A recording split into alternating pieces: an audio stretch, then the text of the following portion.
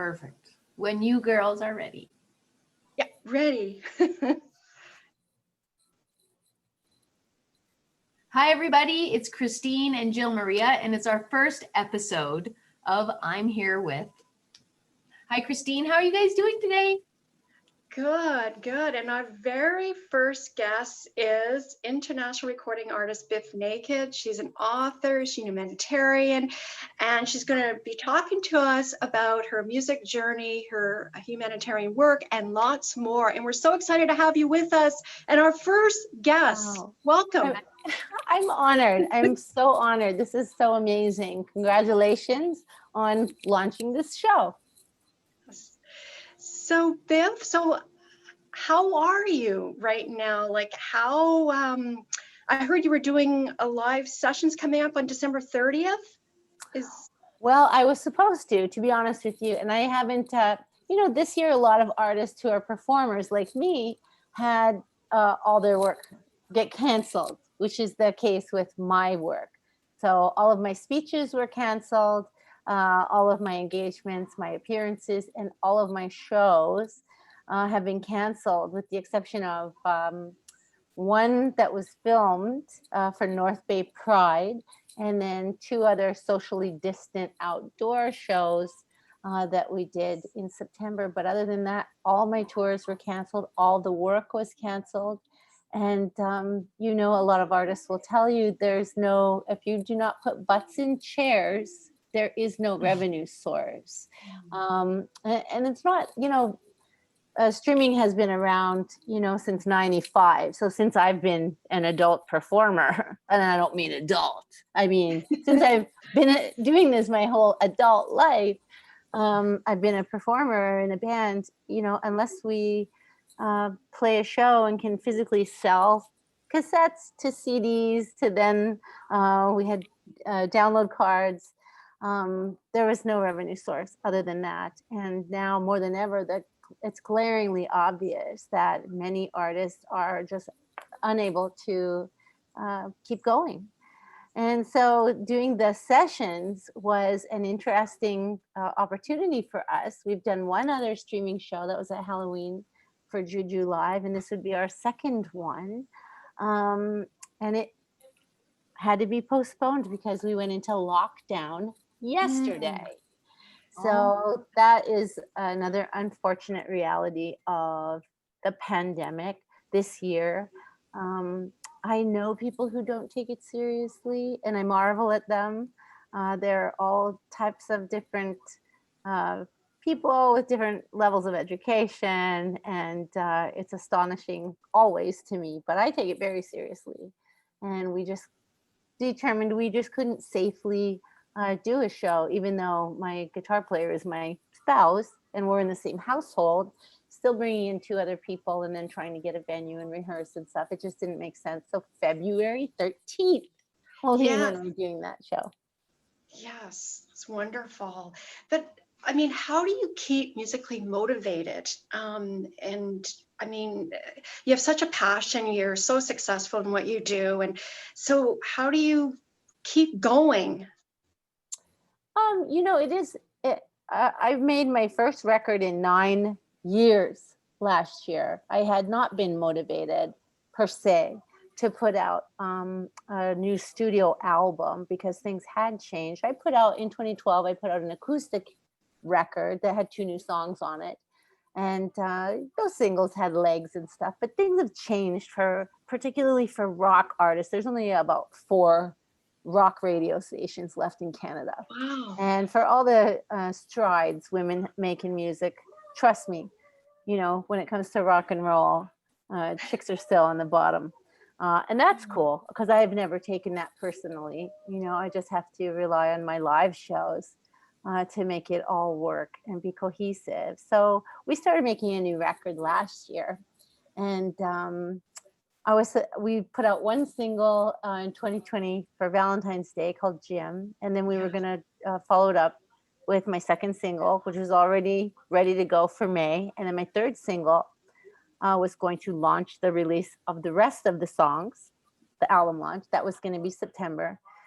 All of those things to me just seemed very it seemed very empty considering everything that was going on this year. This year was such a year of tremendous change, social unrest, growing awareness, heightened urgency, and not to mention COVID-19. It was just a very big year, and I felt that my record just was not, I just didn't feel it. It just didn't seem to me appropriate with everything else that was going on in the world. I just didn't feel like it was appropriate at all. So hopefully 2021 will put out this little gem that we've been sitting on like a mother hen on an egg for this whole year. I mean, it just, you know, and I know a lot of artists did put out everything from books to albums to lots of things people carried on. But for me, I just couldn't feel, I just didn't feel authentic about it. So we just waited, and that's all there is to it. And so hopefully 2021 will release those songs. Yes, and it's Champion, right? Yes, The it name. is. Yes. Yeah. Yeah, I always like powerful words as album titles. There was Purge, there was Super Beautiful Monster, there was The Promise, and yeah, this is definitely, it is definitely a triumph for me. As I mentioned, it's been 9 years, and it's not that I haven't necessarily been writing music. I just wasn't really motivated to release anything. We've made about 4 records in the last decade, but I concentrated on my book, and we did a number of book tours, and I tour in the summertime usually, but it was right. And these songs are really meaningful. So I'm excited to get them out. And I have your book right behind me. Oh, very cool. Very cool. It's wonderful. Have to read that. Yeah, I should take it down actually. I'm just going to, I have it in my bookshelf. I'm sorry, but Memoir. So funny. It makes me laugh because that book came out in 2016. I finished writing it, and the editing was finished in 2016. It was done in 2013. And so much has happened in my life since the book has been out. It makes me laugh now because it's like, a lot has happened. Yes. Maybe another book will be on the horizon there, Beth. Well, I wrote a book of poetry called Razorblade Chewing Gum. And again, it just didn't feel correct. It's a book, there's a lot of trauma in the book. It's very triggering. And I just didn't feel last year was the right year. I don't know. A lot of artists I know would disagree with me. But yeah, it was a big year, and I just didn't feel like my small toe needed to, get in that water because there were more important things. Yes. I mean, going back to your book, it's a memoir. And yeah. So Mm-hmm. I'll say something about how what you just said.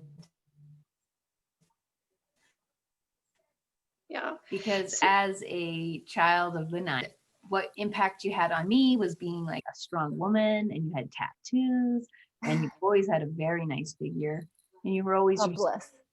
And it's like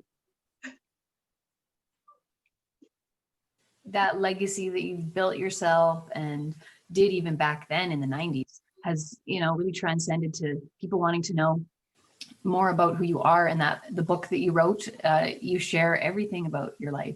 So there's some stuff that maybe people don't know just about you. So we want to ask you a few questions about your history, even getting into music from Winnipeg, being in a skateboarding band that wanted to make it bigger. Making that leap, for our audience, we have a lot of artists that are trying to get that leap. What was one of the biggest steps that got you to that path of success? Honestly, they said the path to success is, and this goes for anything that you're doing, any art form or any entrepreneurial endeavor, because it has to be the same for anyone who is pursuing a career in, opening a restaurant or opening their own business, anything. And when you're a musician or a painter or a writer, you are your business. And it is so easy to just give up because it does so continuously seem like it's futility. It does, it truly does. And I always think of some of the great writers who didn't start writing till they were in their 50s, because prior to that, they had to feed their family, or they had to, work as a typesetter or a copywriter or a baker or whatever the case.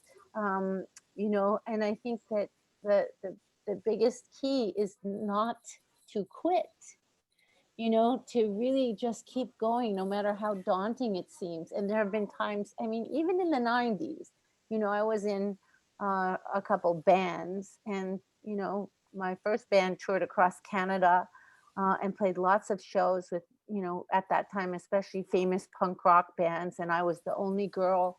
And it was very daunting. I was often accused of only being there because I was someone's girlfriend, or they assumed I was there to be, flirting with the headline band or whatever the case, like a groupie.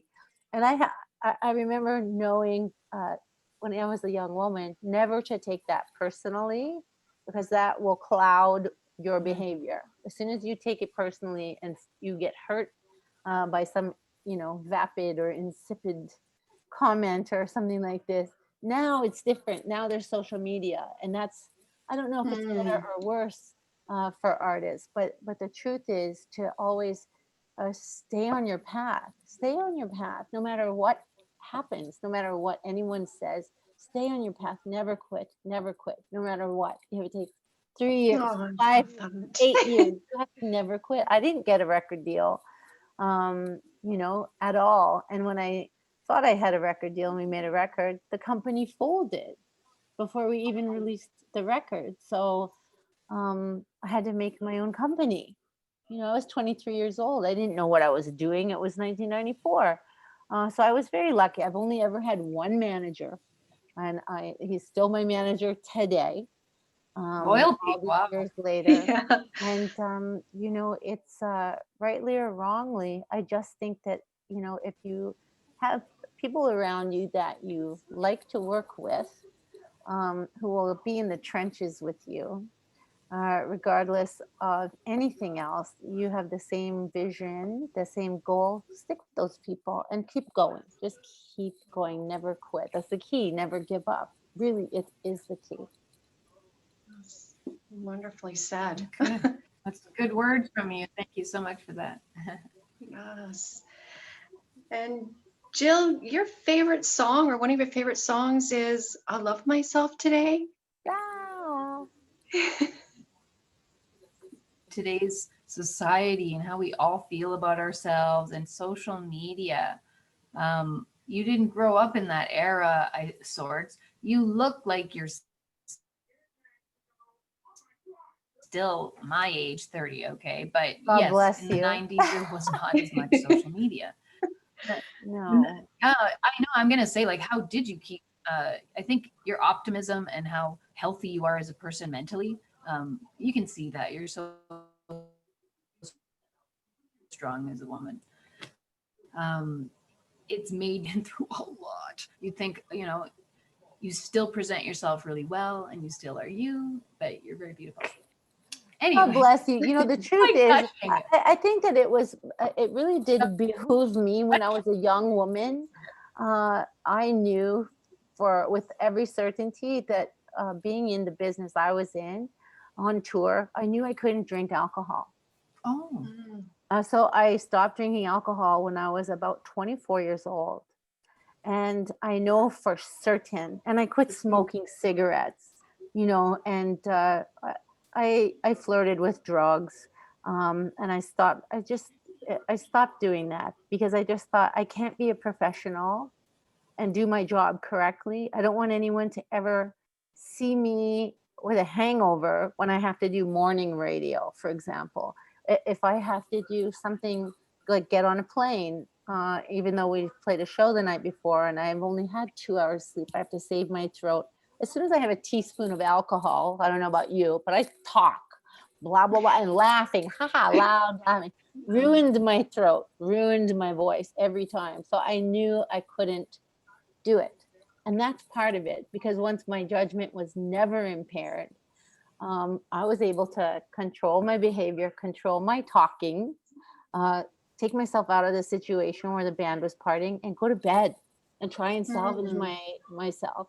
I also think that being stuck on a tour bus or in a tour van every single summer, I wasn't out playing volleyball with my friends. I stayed out of the sun. Plus, we were goth kids, so we wanted to look like, little vampires.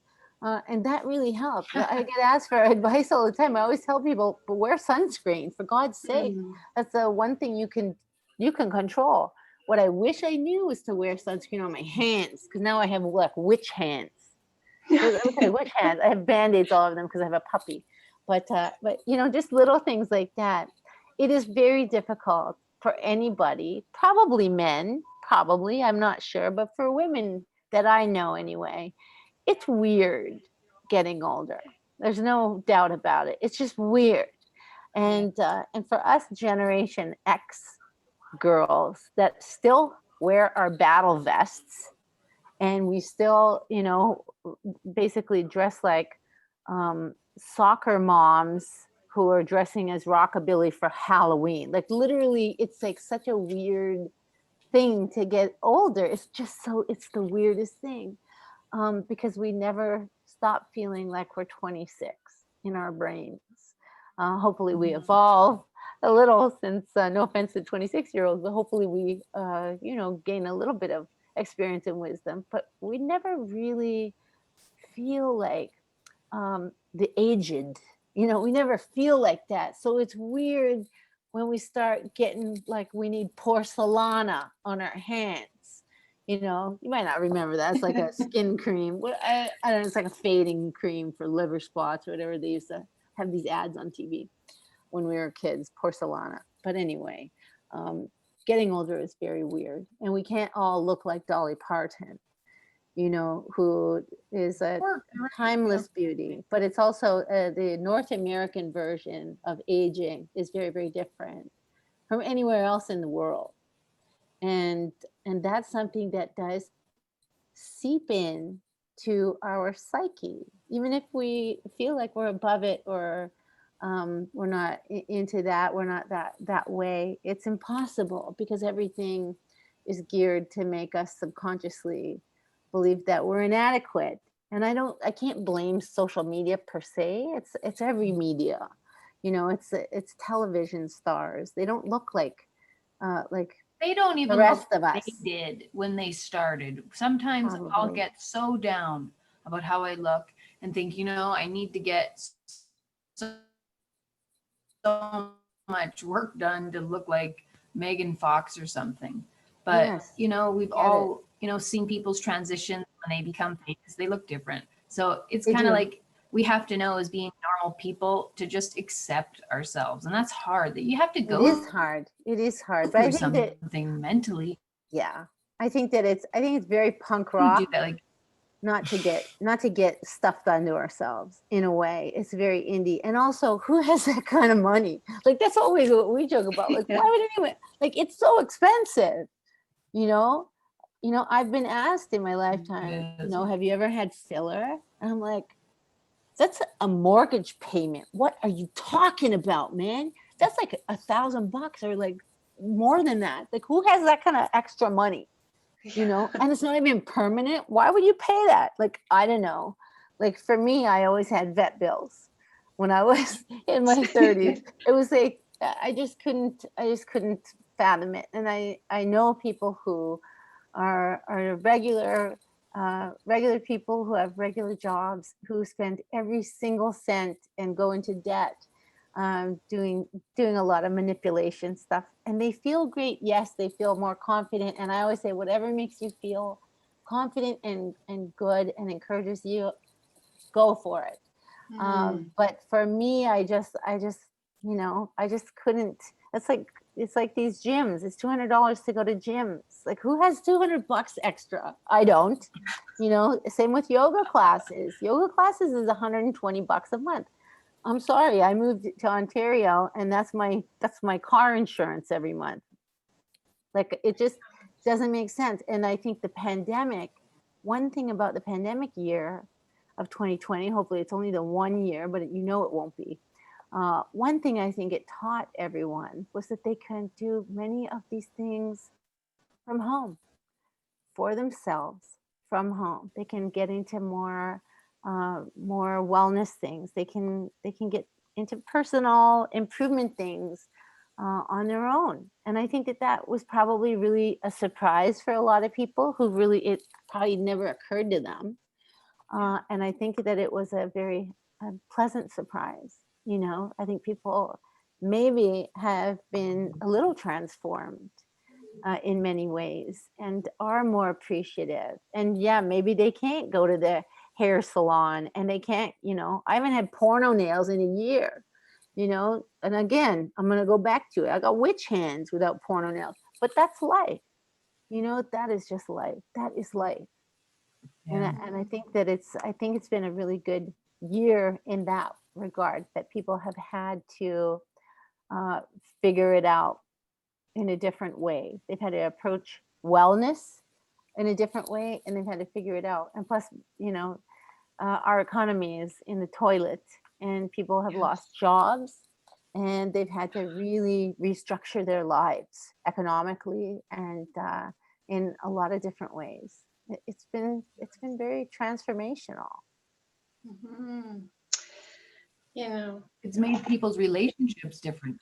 People, like the way we speak to each other, how close we're allowed to get, dating,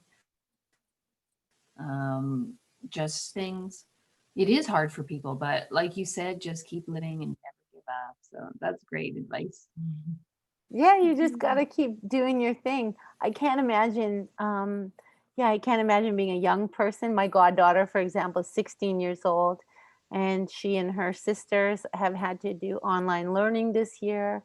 And Yes. you know, one of the kids is thriving, and her younger sister is it has been very detrimental for her social development to be online. It's not the best way for her to learn, and she has, you know, she's at an awkward age where she needed those social connections to feel like she was going to find her place in the world, and that's kind of been cut off for her. So I mean, yeah, I don't know, most adults I like to think are kind of rational, but the fact that COVID hookups are so popular, Is this at a least thing? out here, there's COVID hookups. That's what it's called, COVID hookups. I just kind of go, wow, I guess, you know, I can look at it from a psychological perspective and go, okay, people need to find some type of risky behavior. You know, they can't go skydiving.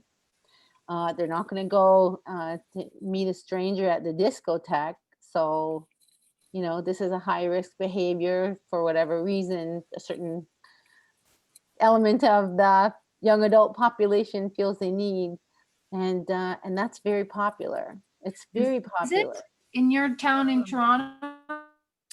Yes, and I don't know for sure, but I a girl I know haven't told me heard all too about much it. about what's going on.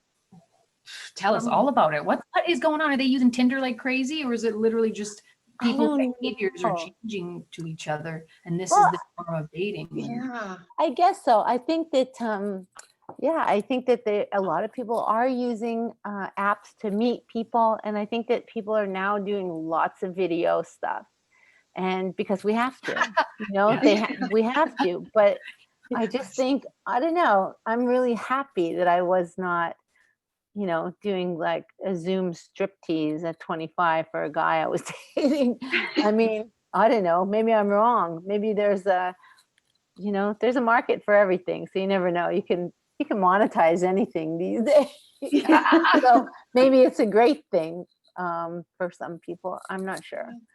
But it's just been, I think that, yeah, people have to be innovative. I was reading an article in The Guardian today that talked about crime and how crime went down, petty crime like break-ins and this type of theft went down, but cybercrime went bananas, has gone bananas. It's through the roof and it's continuing.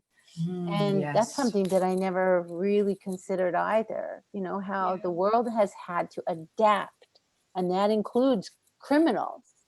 So, I mean, yeah, our social gatherings have changed the way, you know, it's probably rewired people's brains, you know, in many ways. And it's probably going to go on a little longer. Next year, Probably, so. for sure. And so, yeah, if you're 16 or 20, it's going to definitely shape how you're going to evolve as a person, as an adult. Wow. You know, as for scams, I got scammed, puppy scammed. Oh Baking. Oh, I was so sad. I have one, so I'm okay. I wanted to get a partner for my little one, a Chihuahua, very new. I saw on your social media your puppy, very cute, very She cute. is hilarious. I haven't my last dog was when he died, he was 17. He was a Maltese. And for 7 years I have just had my husband. I haven't had a dog. And then this little Yorkie had to be rehomed when she was 4 months old, and somehow, some way, it found its way to my husband, and he was like, yeah, he knew it was time. So it's been a lot of fun. She is definitely the joy of the family. Yeah, they 'Cause are. that's what pets are, for sure. A lot of people have got pets throughout the COVID time. It's Yeah, I wish I had a pet, a dog, but I Oh. don't. Christine, get one and we can mate them. All three of us can have puppies together. Oh, Yeah, how we're nice. not allowed, but Oh, in your building? Yeah, there's a lot of athletic dogs that would be great companion for your runs, for yes, sure. And there's lots of different rescues that have lots of dogs in the I could lower volunteer. mainland. Yes, or foster, as they say. Or Yeah. you could volunteer to walk them and stuff like that. And speaking of walking, you are a huge walker. You're into fitness, and so yeah, tell us about I your. love walking. Well, walking is was the only time I could ever be alone when I was on tour, and you know, go through my 20s, kind of being in rock tours with all these dudes, and being isolated in, you know, just everywhere, Eastern Europe. You know, I remember the first time we played in Helsinki.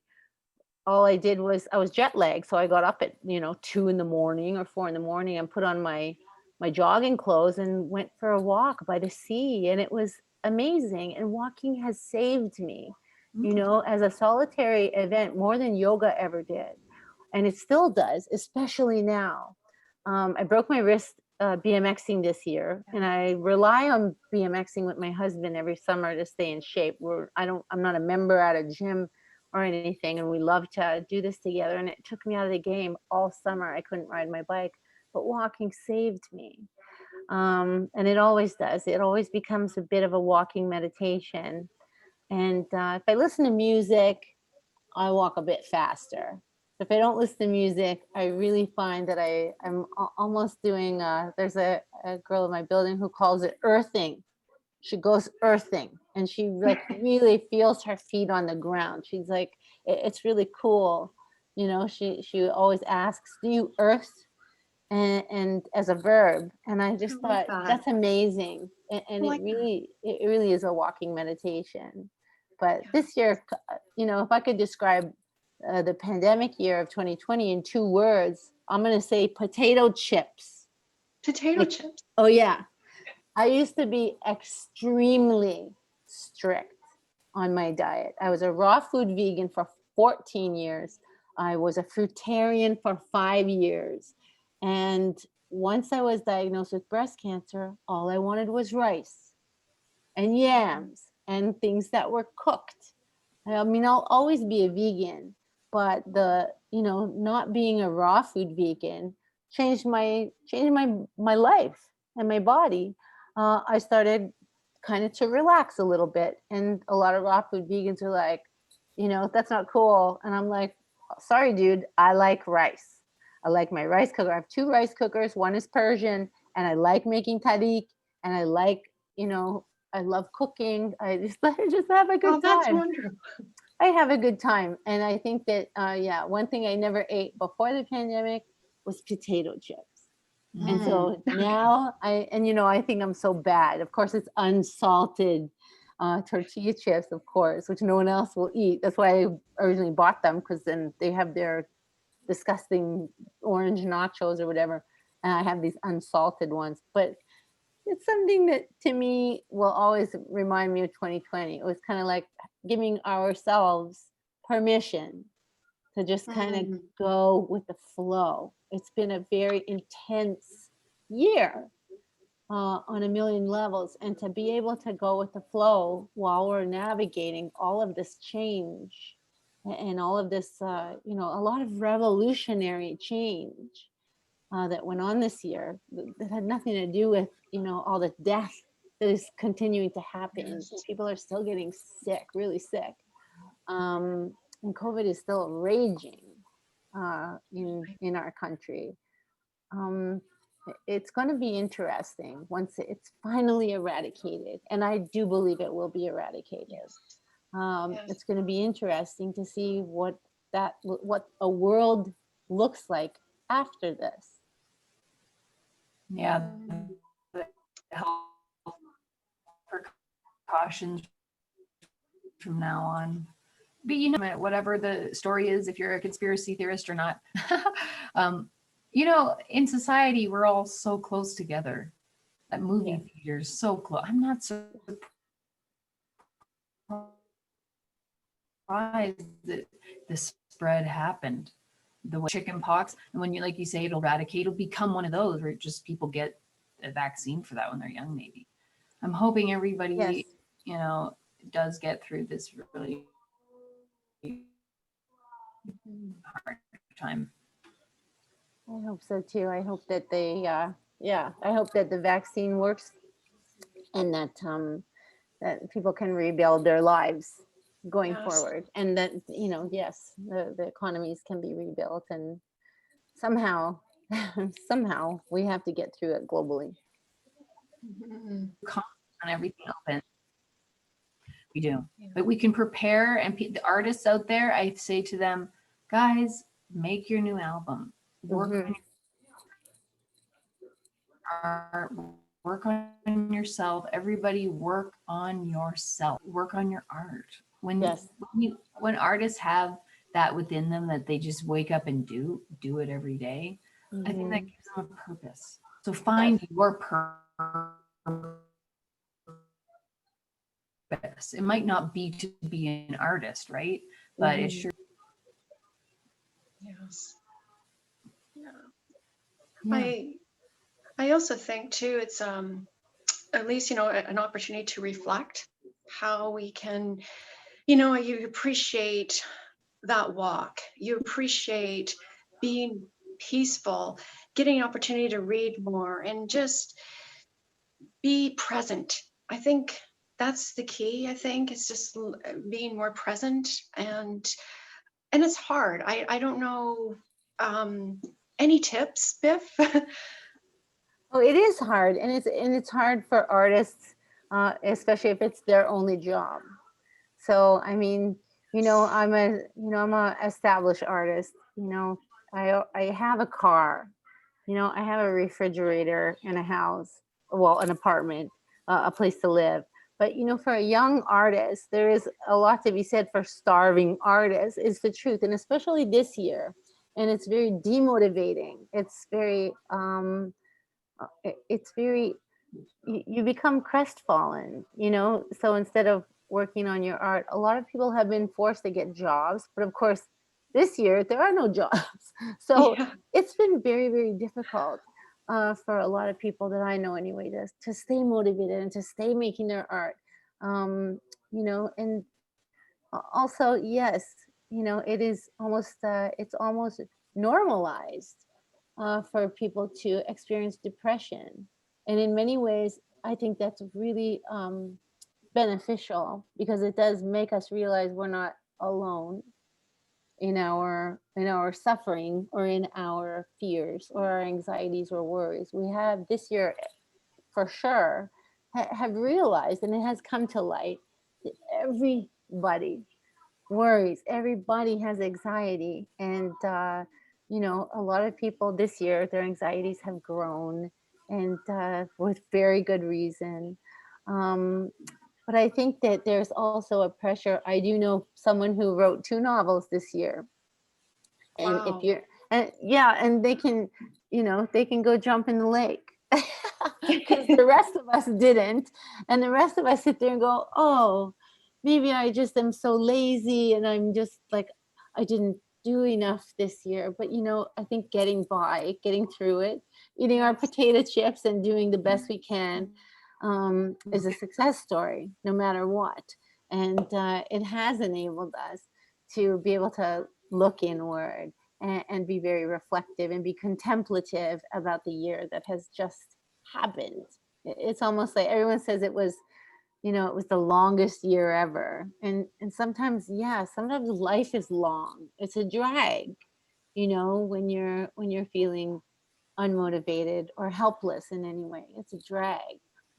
So I think people have a lot of hope for the future. They do. And I think that we have to continue to Yeah. believe with all our hearts that this will be a memory. The pandemic will be over, and it will be a memory, even if we are changed. Yes, I think long gone are the days when we're going to be able to sit and watch Star Wars, shoulder to shoulder with the popcorn eaters beside us in the theater. I mean, my husband's favorite activity was going to movies. We haven't gone this year, and he was a little sad, to say the least. He's a movie buff, and yeah, the film festivals were canceled everywhere. I mean, it's just been, yeah, it's been awful in those ways. And those are things that we were, I guess, in one way, we never expected that would ever come to an end. I mean, that's something that we culturally were raised on, really. And moving forward, what it's going to look like, just like mosh pits, just like rock concerts. Will there ever be a mosh pit again? So if there's not ever going to be a mosh pit, that means we need to change our show to be able to try and reimagine how we're going to perform in a soft seater rather than in a concert with floor seating. We need to reimagine how we're going to do that. And yeah, just like, if you have a print magazine or a print book, we need to reimagine how we're going to get our art, our material to Yes. the masses. We have to reimagine this. And, it's daunting. We have to relearn it. And it's a big learning curve. That's why we're doing the show virtually right now until we're allowed to do it in person, have guests together or whatnot. But Fantastic. exactly with what you said, I feel it's kind of like we need to do that more than ever. So I think everybody should go online and listen to that, buy that music on iTunes, all that. You are also an actor and have been on Buffy. Any movie offers coming your way? Like, is there anything that we could go and watch you in that's the most recent, if people didn't even know if you were an actor? Oh, I did. When I was younger, I did a couple of feature films, and I loved it. My favorite experience was being in a film called Lunch with Charles. And it was with a couple really famous actors. Sean Lau Ching-wan was the other male lead. And it was such a nurturing introduction into being in a film set and on a film crew for me. It was beautiful. And the day we wrapped, I cried like a child, having to leave my newfound friends in the crew. And it just for me, being on tour all the time through the 90s and early 2000s, I just never sat still long enough. And I kept getting asked to audition for singers or prostitutes or drug addicts. I never, I was never asked to play a cop. I was never asked to play a mom. I was never, and for me it was, I didn't think it was that much of a stretch. Of course I'm going to be cast as the prostitute, or the drug addict. Of course I am, or the singer. And I just felt like it was more fun for me to be out on tour than to be on a film set. Now as I get older, of course, I think that it is, it's hard to say where I will land sometimes. And same with voice work, doing voiceovers. I was able to do a lot of radio voiceovers last year, and I enjoyed it very much. I think that's a communication thing or a throat chakra thing that I really like and feel like I'm built for doing. So hopefully there'll be more of that in my future. That's great. For me, just like reading your energy, have you ever heard of, on Netflix, there's this show called The Duchess, and it's this comedian that's very famous or whatnot, her life from beginning to end, pretty much. It's kind of like a mini series ish, not such a long series, but I think you should do something like that. Oh, you should make us. I'll have to go see what it is. I didn't even own a television until I met my husband. Well, we all have phones, but that's something that I'm giving you advice on, actually, is that if you want a different output, everybody's online, Amazon,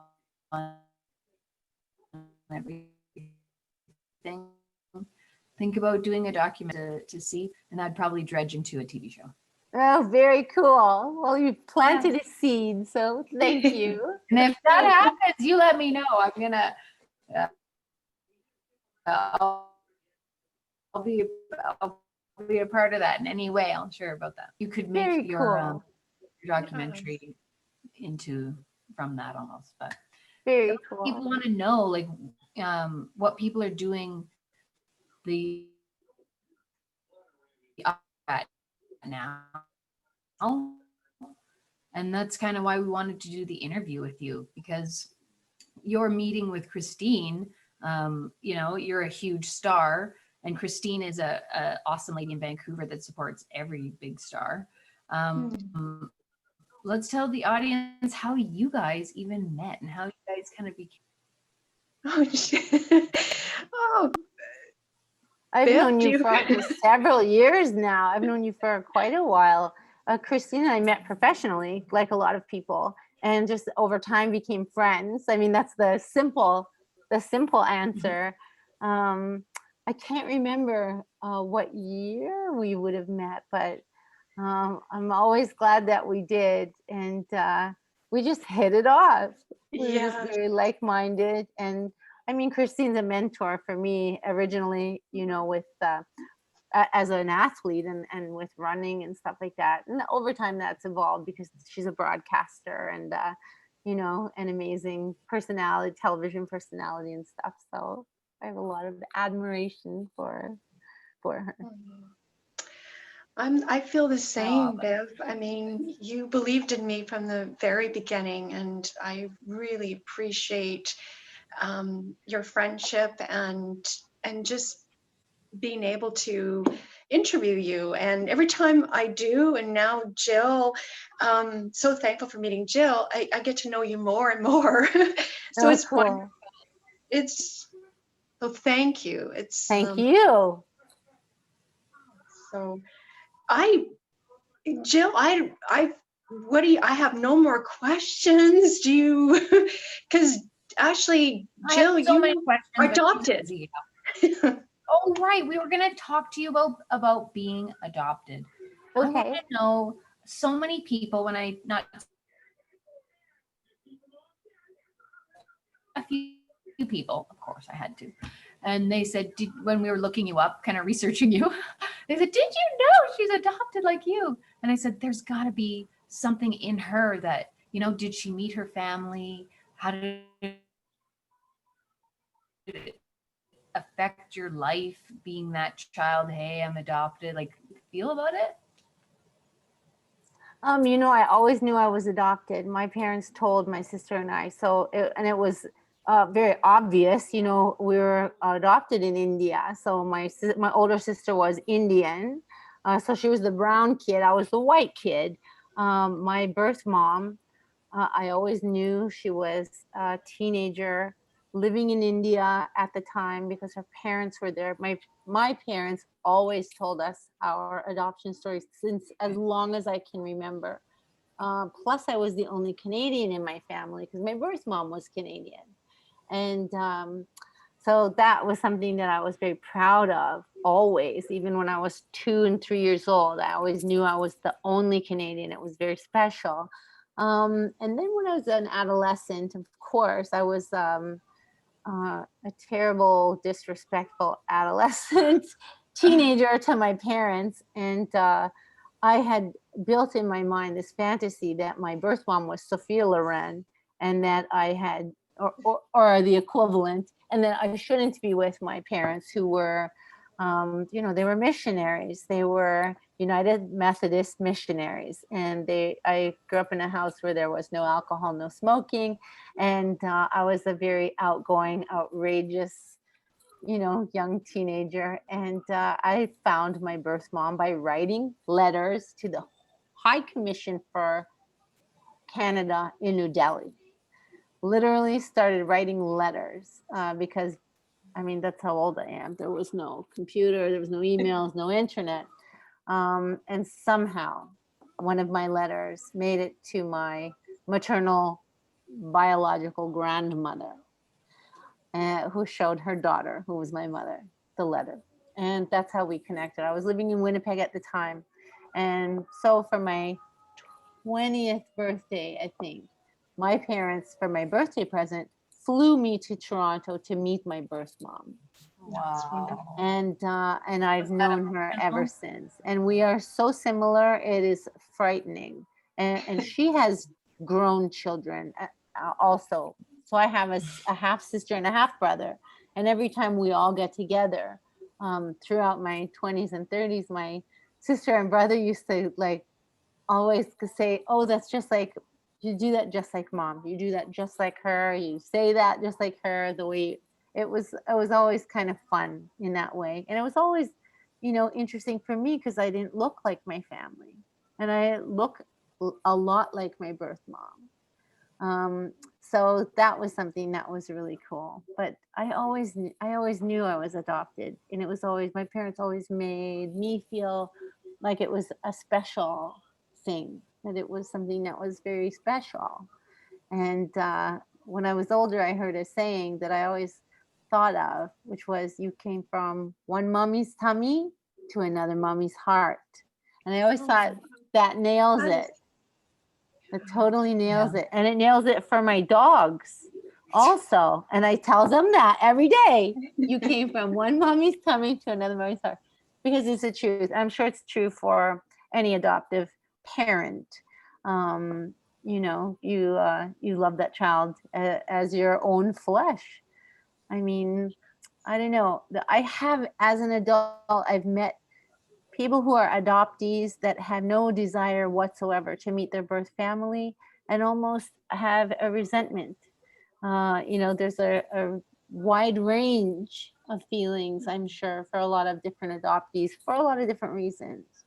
But my story was very happy, and I had a very nurturing adoption story. My parents were always very, very forthright and earnest and honoring in a way regarding my birth mom and the story of how it came to be. I do follow my biological father on Twitter. I'm not sure if he knows that I follow him on Twitter or not.